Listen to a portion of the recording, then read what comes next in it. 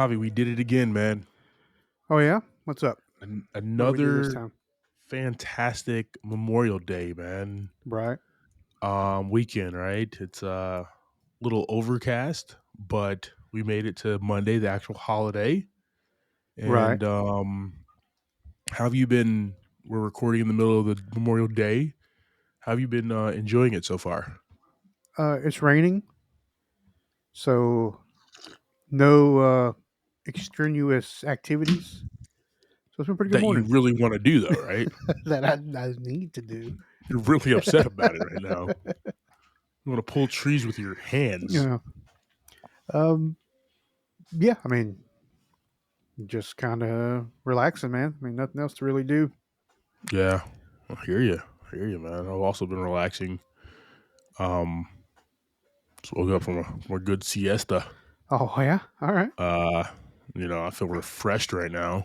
I'm ready to go for like 8 hours before I lay it back Yeah. down. Yeah. It's pretty good. 8 hours. It's pretty good. Yeah, dude, I think I can go. I think I can go that long, man. Yeah. Okay. Nothing wrong with Nah, team. However I know this pod drops on Thursday. However you are enjoying your Memorial Day, um, barbecuing at the pool, at the beach, hanging out with loved ones, remembering our amazing veterans.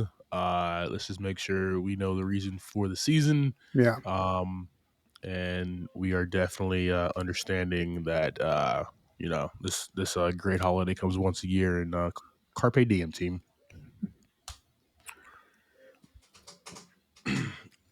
Other than that, my question to you, buddy, Yes, sir. this is very vital, man. We're about to get in like peak summer season now that Memorial Weekend is about to be behind us, It's so and hot. so hot. So hot. It's already hot. We haven't hit. We haven't even hit hot yet. We went to go see our movie of the week, Yeah. Mission Impossible: The Final Reckoning. We're like gonna go eat afterwards, right? And it was like, they were like, "Hey, you want to sit down? Where you want to sit, inside or outside?" And you were like, "Inside." And it was like overcast that day, right? Like you do not play around with this heat, man, at all. Uh. Well. Yeah. I mean, you got the heat, and then you got the humidity, Yeah, true. and then you have like 8 million people that were just like standing around outside as well. Like Yeah, man. not even just sitting down eating. They were just standing there, like just walking Dude, around the people's tables, just picking off fries off random people's plates. sometimes you just gotta tuck in, man. Yeah. Get a French fry or two, Yeah. man. Just get French fries too. Yeah, I got Get a chicken tendy and run. No, man. But yeah, it's the other thing outside of the really humid, hot, disgusting heat, um, we're in for a good slate of movies, man. I'm really Yeah. excited. We still got Yes. like we're kind of starting with, Mission Impossible: The Final Reckoning to start the summer, but we got a full slate, man. Oh yeah. Got some superhero movies, got some good action films, Got some some drama, karate some movies coming rom-com. We got a on. nice little, what'd you say? Got some karate movies coming out. Karate movies coming around, like it's just we 2025 is shaping up to be a really good year for movies, man, and I am really excited about it. Um yeah, dude, just hold on to your britches, team.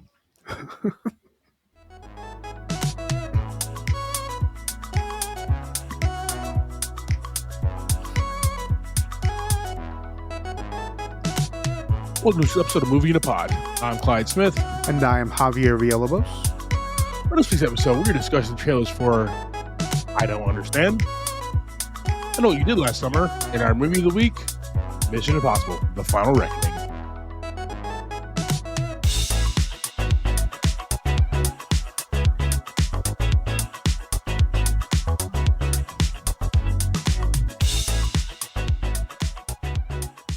All right, team. Happy Thursday, happy week to you all. Hope everybody's having a fantastic week there. Do apologize, just had a brain fart there. The name of our first trailer is I Don't Understand You. Hmm. I do make mistakes, guys. I'm human. If you prick me, I do bleed. So apologies about that. Team, What's funny we is have, we have the ability to fix everything, but that's just not fun. but we don't. We don't.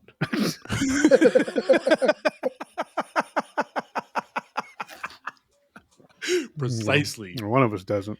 I don't have those. I bought a mouse finally. Um, that finally came in the mail. Uh, team, we have our full reaction to these trailers and our full pod on our YouTube page. We also have some socials. Like always, team, we appreciate when you like, share, subscribe. Yes, Click please. that link tree in the show notes and check us out. See Javi's bulging arms from pulling all those damn trees up. Call! Italy's calling! Okay, here's your itinerary. It should be perfect. Axel, no parties! We haven't matched with her yet, so don't get too invested. Hi. It's so great to meet you. Can we see your belly? Yep. Wow. You still have your wallet? It's in my front pocket. Okay, because there's a lot of pickpockets Oh my here. God, it's in my front pocket. Okay, that's what I was trying to be sexy there. You were not. No, I'd make you a special reservation for your anniversary. Anything at all, call me. And be careful. Be Oh careful. no. That's not I ominous love at that. all. Do you think he meant because I was driving? Or because we are. Gay. Okay.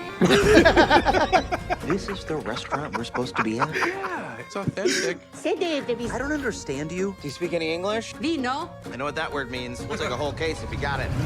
Chin chin. Chin chin. Cole? Can't see a thing. This It's looks just like no power. Speak No Evil. That thing with Jack Powell. Oh my God. It was an accident. This is a bad omen. Here we go. What do we do? We can do CPR. We took the class. That was CPR for infants. I know, so this should be easier.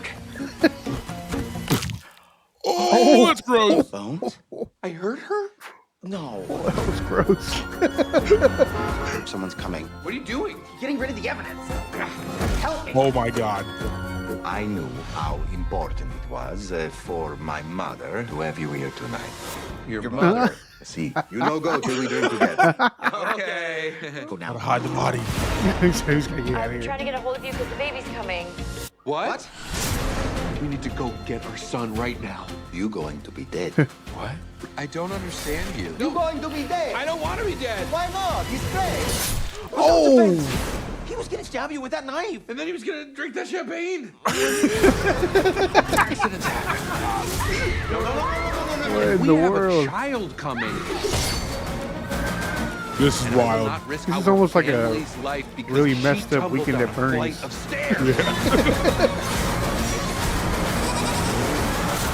Oh. I don't want to do this anymore. No, this can't be like a thing we start doing in LA. All right, team. We have I don't understand you. According to IMDb, stranded in rural Italy without transportation or language skills. An American couple on the verge of adopting tries to reconnect during a disastrous vacation as their fears and relationship problems threaten to boil over. Written and directed by David Joseph Craig and Brian Crano, excuse me, starring the great Nick Kroll, Andrew Rannells, Morgan Spector, Amanda Seyfried, and a whole host of people there, man. Yeah. JV, I know you're a big fan of Nick Kroll, as I am am a I. fan. I am a fan. I know you're a super fan. I feel like Nick Kroll is an actor who can just slip in and out of like different roles and different characters seamlessly. Yeah, he's very good at morphing his personality and just himself. Yeah. Like him as a person, he can just turn into a different guy. Yeah. Man, this was funny. Definitely gave me, like I said, the was a Speak No Evil with James McAvoy. Yeah. Definitely gave those vibes off, like with that little house in the middle of nowhere out in the field, acres and acres of land. Super funny though, man. I mean, just accidental, all this accidental carnage, and they're both like still fairly level headed. It seems like. And like the studio release notes is like without translation or language skills, like they're up to some shenanigans, right? Yeah, yeah, yeah, Shenanigans are going to take place when you don't know the language and don't try to bridge that gap, right? yeah, Like when I was in Cartagena a few months ago, I didn't try to bridge that gap, but I was with people who were fluent, right? We had security who was fluent the entire time. mm, So in the event that I couldn't understand or the person couldn't understand me, there was somebody right there to help translate, to meet in the middle. yeah. These two guys are just out there. They This really couple is are. just out there. Hmm. That's dangerous, Crazy. man. And we have like Google Translate. We got so many options at this point Oh in time, yeah, and they're like, "Nah, we're good. We're good." no signal, no signal out there. I don't know if it works on GPS or not. They also got like the amazing Amanda Seyfried as like the surrogate mother, Candace, to hold it. So like it's like we're just getting her from like video standpoint the most of the Hmm. time. Um, it's cool, man. That is really cool. I am really excited for this, man. One thing we talk about and a lot of people talk about on like movie TV podcast is the need, the want for more comedy, Yeah, right? Because comedies are difficult, comedies are hard. yeah. Nobody wants Agreed. to produce a comedy and drop it in theaters anymore. Uh, we have this film, which is a comedy horror. Thank you. And this is dropping directly in the theater. So super excited about this, man. Super excited. This is like original content, like original idea that we've not seen before. And is really excited about it, team. Yeah, We're gonna same. throw I Don't Understand You on our socials. Let us know your thoughts. What's also your favorite disaster vacation movie, team? Let us know in the comments. Baby, you okay? Why don't you go upstairs and do that guided meditation you like? Thank you. Such a good boyfriend. Find a peaceful setting and close your eyes. Imagine a white light calling you. Hello? Now, feel that Oh love boy. entering your body and emanating out from your chest. Bro. Oh, got him. Take a deep breath in and Ow. remember the energy you give to the universe always comes back to you. I like this, man. I can let some dude with that type of damn fishing weapon and a hook whoop my ass. What if someone saw what happened?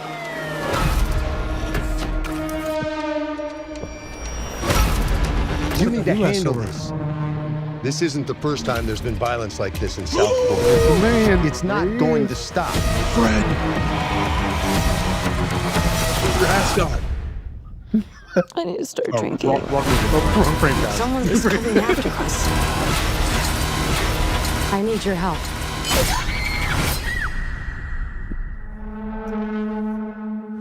Oh boy. I just The have one legend. question. What did you do last summer? Got my tan on the pool, duh. This place is so beautiful, it makes me want to die. Say less. All right, team. We have I Know What You Did Last Summer. IMDb says a group of friends is terrorized by a stalker who knows about a gruesome incident from their past. Written and directed by Jennifer Caitlin Robinson, with some writing credits from Leah McKendrick and Sam Lansky. With horror films, we have a lot of young talent in these type of films. So we have Madeline Klein, Chase Sui Wonders, Jonah Har King, Tyreek Withers, Sarah Pigeon, and then we have the two survivors from the original films, Freddie Prinze Jr. as Ray Bronson and Jennifer Love Hewitt as Julie James. Um, was one of my first loves. Uh, Jennifer Love Hewitt. Right. Yes. Thank you. Dude, I just like we just saw it in Scream.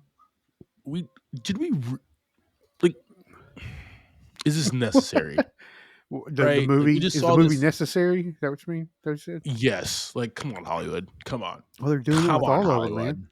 Hollywood. Huh? They're doing it with everything right now, man. I mean, we got a Final Destination coming up.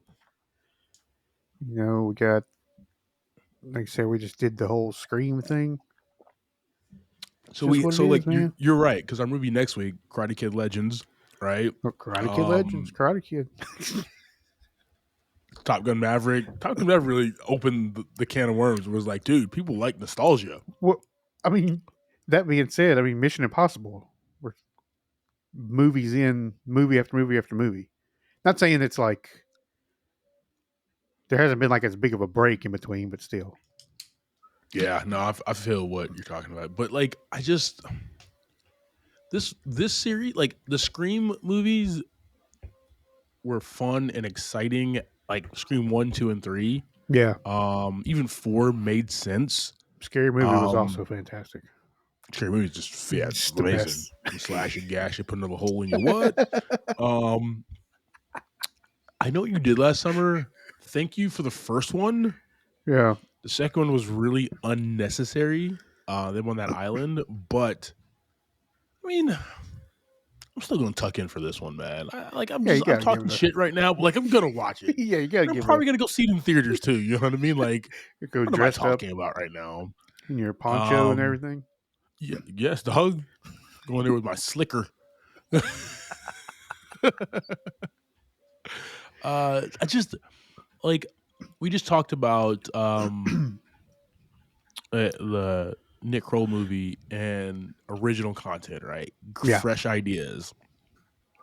Thank you, Hollywood, for creating that, right? Giving some voices that power to make that type of film. Right. This is just a rehashing of what happened back in 1998, 97, 98 or whatever. So yeah, that's all it's going to be. It's going to be fun. Yeah, it's going to be a good fun ride, but it's rather unnecessary. Yeah, I know you did. Let's talk about 97. Wow, Nice. I'm old. So yeah, there's that.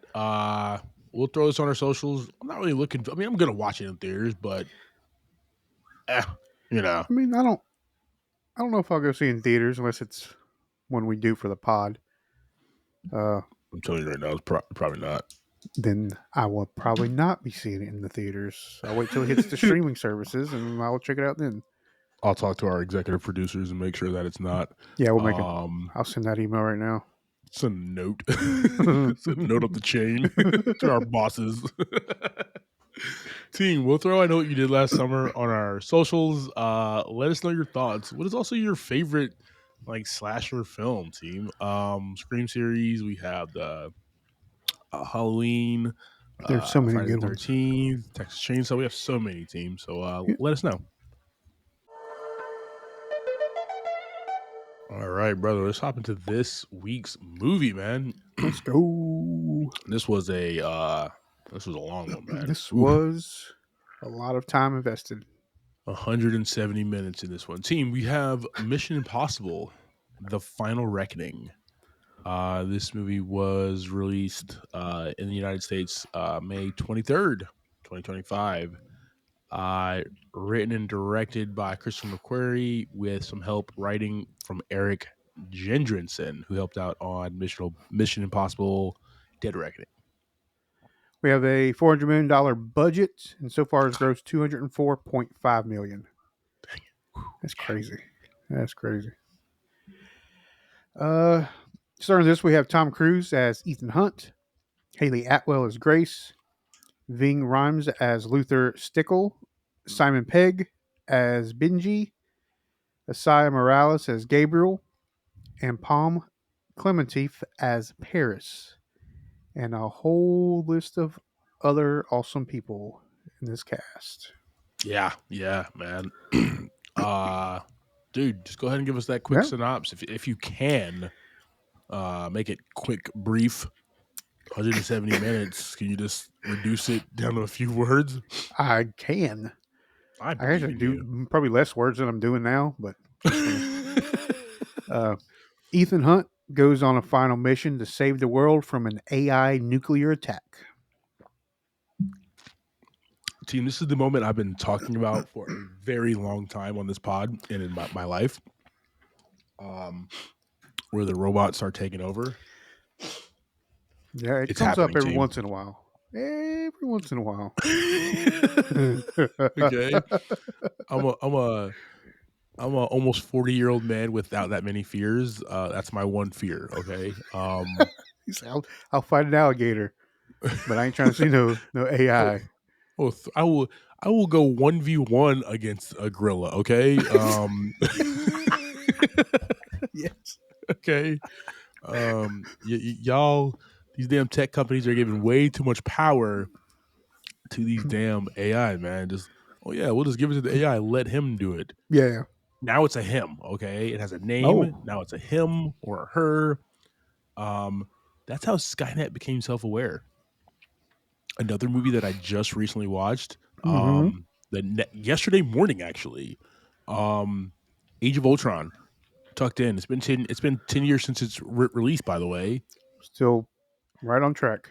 Relevant. Yeah. Okay. I don't want James Spader blowing up the world.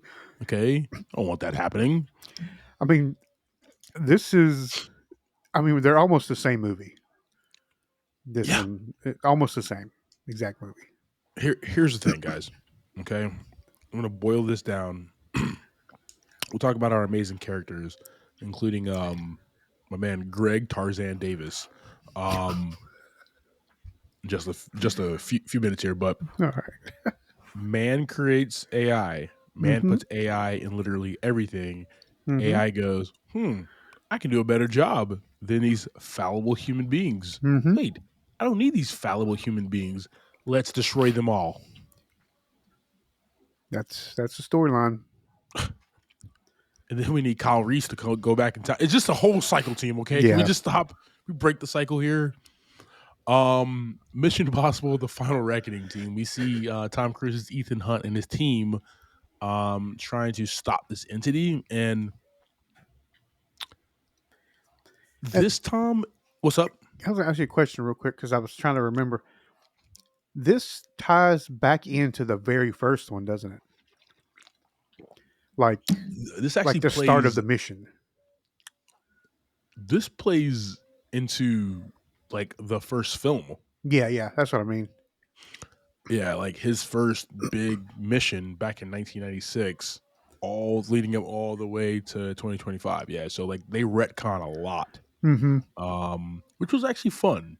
Which was fun how they did that, man. That was really enjoyable. But this is a different Ethan Hunt, man. He is at his wit's end. You can tell this Tom is tired.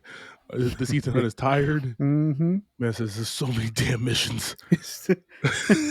You can see every it on one his of them face, is impossible. Man. Why is every mission impossible? Come on. Can I just have an easy mission? Yeah. Just want Does one. the president just want mission. popcorn or something, man? Can I just go get the president popcorn? Okay, can that be my mission, guys? Gosh, was there always nukes involved? All right, Every time. Deadly agent involved. Come on. Mm-hmm. But no, this one, he is at his wit's end, man, but he's also determined, right? The thing about Ethan Hunt that lives true is that the Mission Impossible series is like it started out with Tom Cruise as like the American version of James Bond. And then kind of went on from there. But it kind of morphed into something else, right? It kind of stepped away from the James Bond spy and became something more. And that's actually was really, really fun about it, which leads us here. He's tired. You can tell it's on his face. He's still determined. He still do anything for anybody on his team because that's like his blind side. Yeah. And he just wants to get the damn job done, man. That's the one thing that rings true, man. He's gonna do whatever the hell it takes. Um, and he does it all in this film. There's nothing he doesn't do, man. Those high knees, we see him, dog. Just the fastest man alive. That's Just it. freaking nature. Oh my god, not catching up with this man. He runs so fast. Gosh, dude. Um, along the way, right? More of his team. We have Haley Atwell returning as Grace, former thief turned MIF agent and Ethan's ally. She plays a vital role. And almost like a she seems like she's a love interest, Yeah, right? That's what they kind of play, but they don't really go down that alley. But she's also a formidable foe. Um, definitely. I really did appreciate that, right? They kept her with her wits, they kept her with her fighting skills. In the event she needed to throw hands, she was there. Yep. Oh yeah. Love that.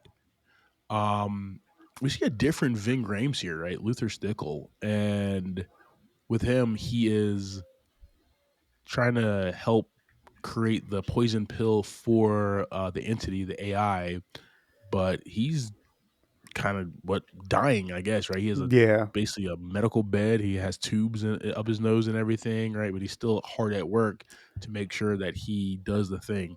Probably Yeah. too much exposure to like lead and like bomb Radi- equipment and stuff like that. You know what I mean? radiation and stuff like that. Radiation and stuff like that. You know what I Yeah. mean? Man's always diffusing megatons of bombs and stuff. Yeah. That's going to do something to your brain. Yeah, and I don't remember if they did or not, if they kind of touched on what was going on or not. They really did not, at least I not don't- to my knowledge. Yeah, it was just kind of implied that he was sick. That was about Yeah. it. I remember in the last one, he had to go off the grid to figure out how to stop the entity. And he didn't. So we see him off the grid, but he's also going through something Yeah. medical. So, yay. Simon Pegg as Benji Dunn, man. And Simon Pegg has been, it's been Tom Cruise and Ving Rhames since the first one.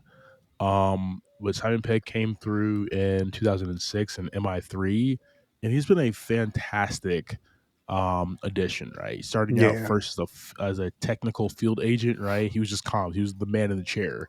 And that's exactly what he was in MI3. But then moving forward, he was actually in the field. And that was really fun to watch, man. Yeah.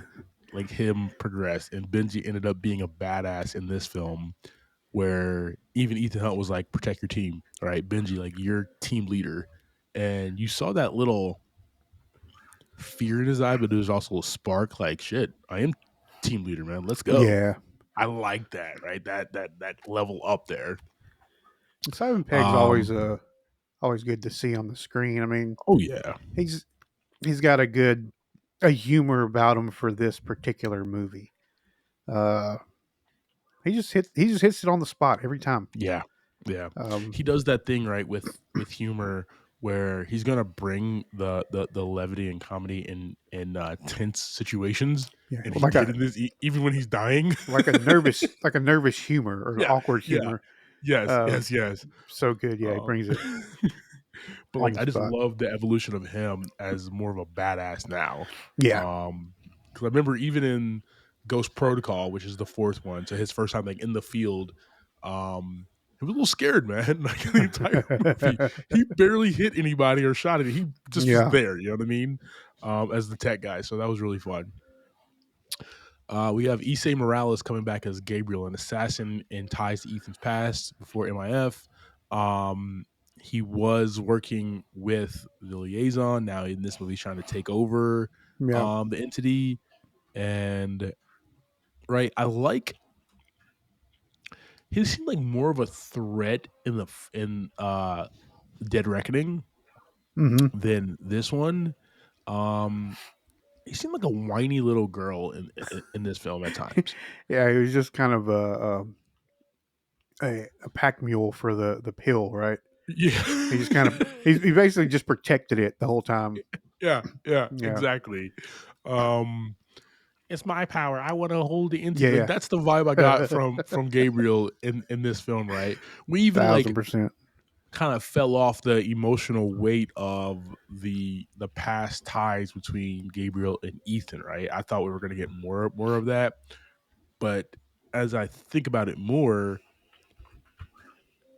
Ethan can't remember the past, man. He can't focus on that, man. Not with this entity about to launch these nukes Yeah. everywhere, right? He can't just take out, like, follow the mission. And I actually appreciated that, man. I thought there was gonna be more of an emotional toll on their past, but there was not, because Yeah. he is dead set on whatever the mission is. So there's fantastic writing and acting Mhm. all the way around. Palm Clementif Paris, a French assassin who was betrayed by Gabriel and became Ethan's ally to kill. So I thought she died in the last one, right? She kind of did the whole like Gabriel has the thing and then hit us Yeah. with the head like tilted, right? Like she died. Yeah, We're like, yeah, all yeah. right, that was cool. Nope, Yeah. she survived, which means off camera they made a deal to bring her back. She got a Good check. deal. Good for her. Which was cool. So she was a part of the team in IMF, and she basically just wants to kill Gabriel, but they also enjoy her technical fighting skills, Oh her yeah. assassin type skills. So they use that to their advantage. Henry Skeesner as Eugene Kittredge, the former director of the IMF. He's in this one. Still a douche. Still a douche. He wants to control the entity, and it's like, bro, no. Yeah, it's just got to go. Can't do it. Like we just talked about it, man controlling entity will eventually destroy man. Entity takes over like that. Like it's just going to infect everything. You know what I mean? You can't control something that strong. Put it in a Right. box. Right. We got Angela Bassett coming in as Erica Sloan, the former CIA director and now president. Her first role was in Fallout as a CIA director, and then I guess through the ranks she moved up, which is cool. And she's the one who has to make the tough decisions while these the AI is like in the movie. The AI is like taking over each superpower nation's nukes. Yep. And the United States is last, and it's like her team, her cabinet, basically telling her that like she needs to launch the U.S. nukes before the entity takes over. And so, like, you know, all the drama and the strife between her and her team and everything, and like I like that we got a lot of the mission of Ethan and his team doing the thing, but I also like that we got this, right? Because it makes the movie a little bigger, even though it is 170 minutes, right? But it reminds me of like one of the big first spectacle humongous events that I've watched on screen was Independence Day, right? Right. And we got like the fighter pilots, right? We got what's going down on the ground after the aliens like blew up the cities and stuff like that. But we also got like what the president and his team is doing, right? And I feel like we've seen that since then, but we see that a lot more now, and that's a device that they used in this film to bring the tension up, right? It's a race against the clock at this point. When the entity will be able to go ahead and control the nukes. You have this, but you have Ethan Hunt's team doing this, right? And I liked seeing all that kind of leveled together, man. Yeah. Along the way, she has Holt McCalley, Janet McTeer, Nick Offerman coming through as a U.S. general. Let's go. So that was really fun, right? And her cabinet, helping her try to make decisions and sway. The beautiful Hannah Waddingham as Rear Admiral Neely coming through with the American accent and everything. That was really fun to watch. Tremel Tillman coming in as Jack Bledsoe. Shea Wingham coming in again, man. That was a weird retcon from the first film. And it's like you get one line in Dead Reckoning, the movie before, and why he's so gung-ho to go after Ethan Hunt and bring him down. And then you find out, right? It was a retcon. It was interesting. It worked. It was just really unnecessary. Yeah. The good thing is it didn't take up a whole lot of screen time. True. Except for like at the end, like when he's pointing the gun at him, and then like awkwardly like takes the gun and then like has his Yeah. hand out. It was just like that was really Yeah. you're like a weapons expert. You don't do that. What are you doing? Like You don't take your gun out your holster unless you're gonna shoot somebody. I like Greg Tarzan Davis, U.S. intelligence agent and Briggs' former partner. He's now a part of Ethan's team, at least for this. He was Coyote in Top Gun Maverick. Greg Davis. Nice. Yeah, I really did appreciate that. So yeah, then we have a whole host of other people as well, man. Was What's he up? was he in any of the other films at all? Yeah, so he was he was I don't opposite remember. Shea Wigham, tracking down Ethan Hunt. Oh, Yeah, okay. yeah, No, yeah. I couldn't remember if he was part of the team, but any of the teams before. So like when he joined this movie, I was like, I feel like he's been there, but I couldn't piece them together. Yep. Nice. Oh yeah.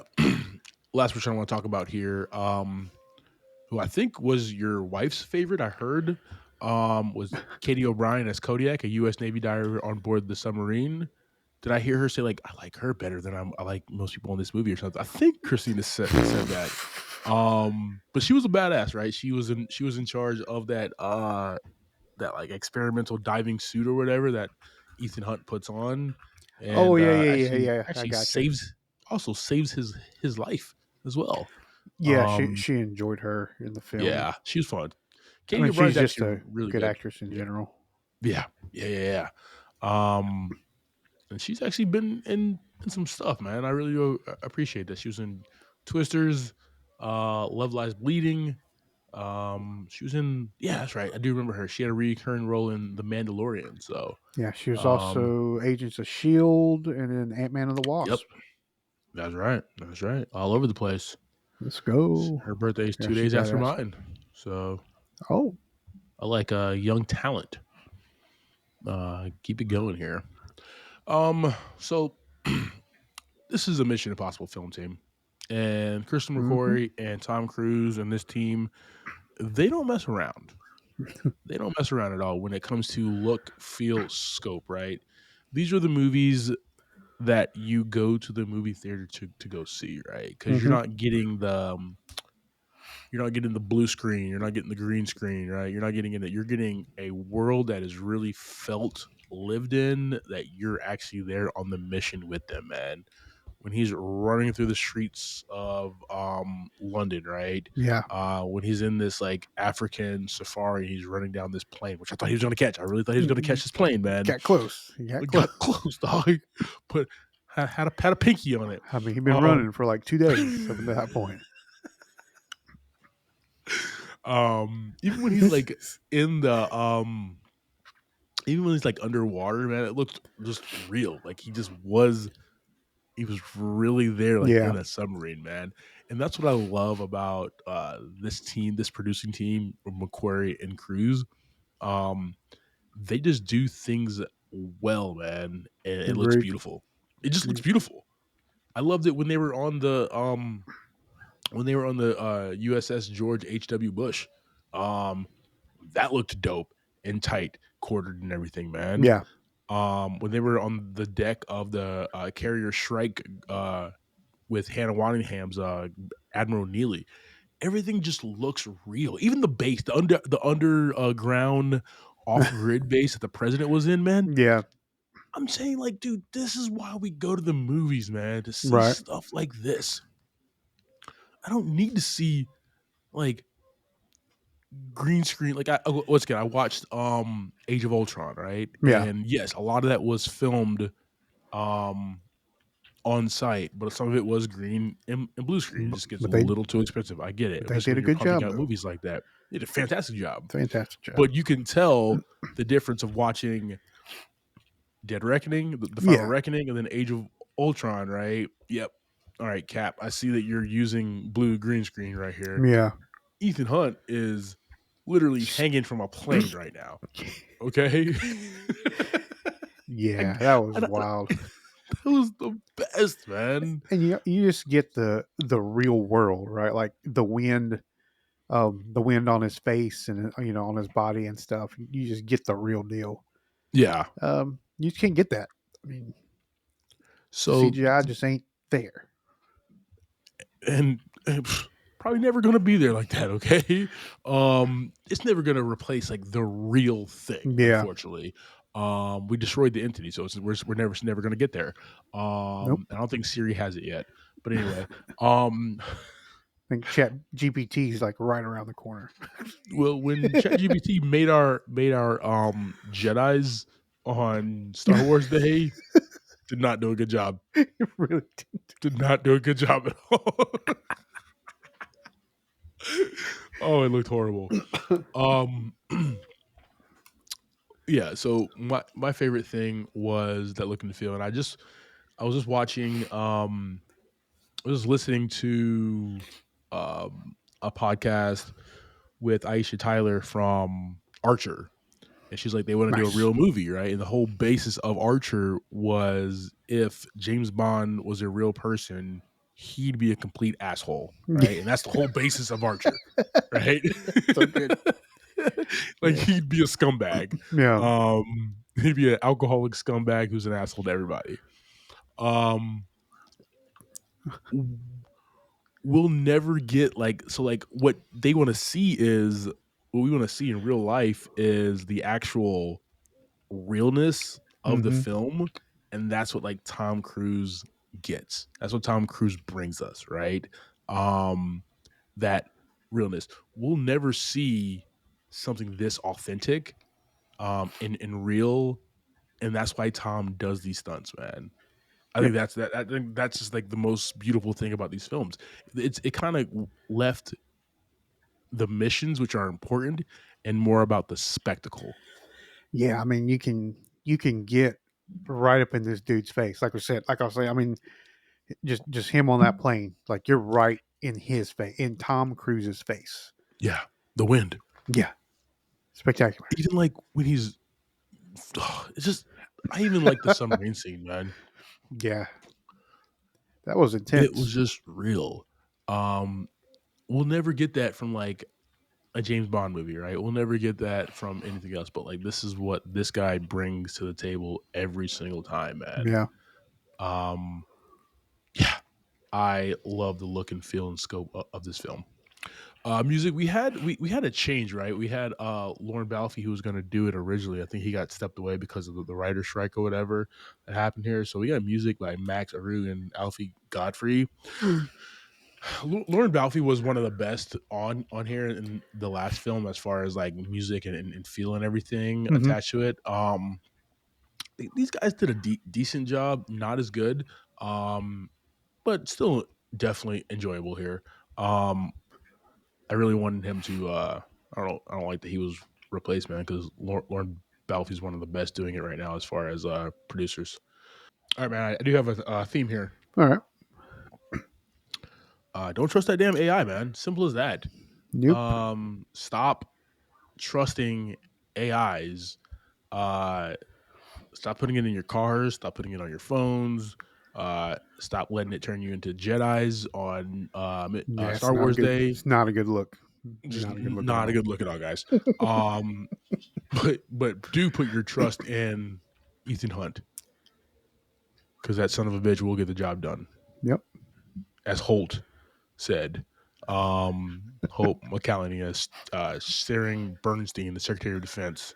That son of a bitch did it there. So, once again, not much to really think about in this film. Just got great action, great themes, and just Ethan Hunt, Tom Cruise look like a badass, like always. So good time. Good time.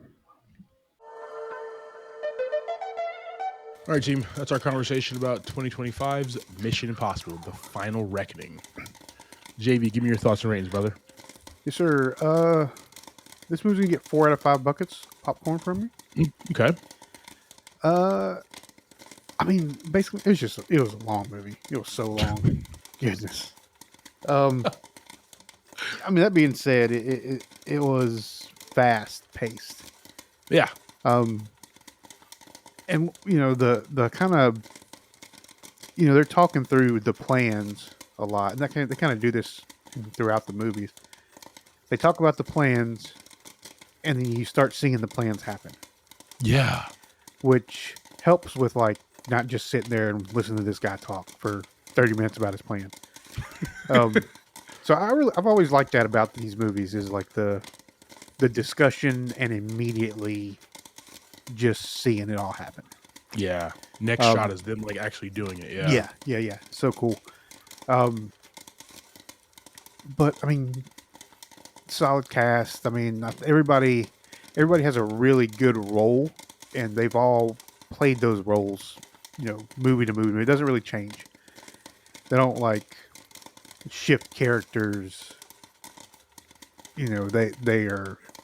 You got techs, you got field guys, you got this, that, or the other, and they are very consistent.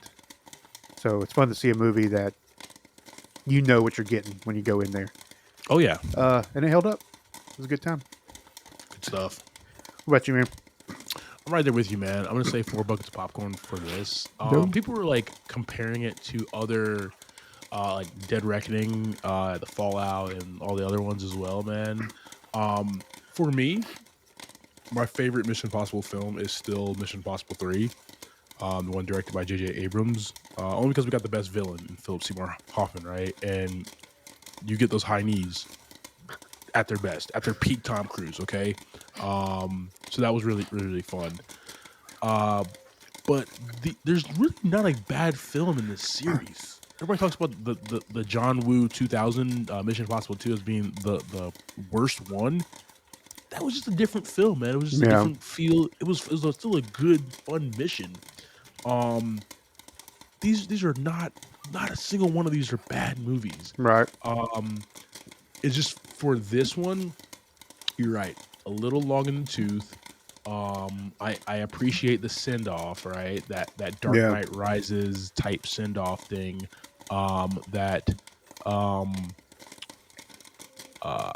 The return of that Lord of the Rings Return of the King send off, right? Like where it's gonna be a little longer. We gotta we gotta tie some bows and everything. They finish were the series up and everything. They were bow tying the whole time. And I appreciated it. Yeah. It was really fun. But yeah, 4 buckets of popcorn. The spectacle is still there. Tom Cruise on top of the world is doing his thing. The man is hanging on a plane upside down.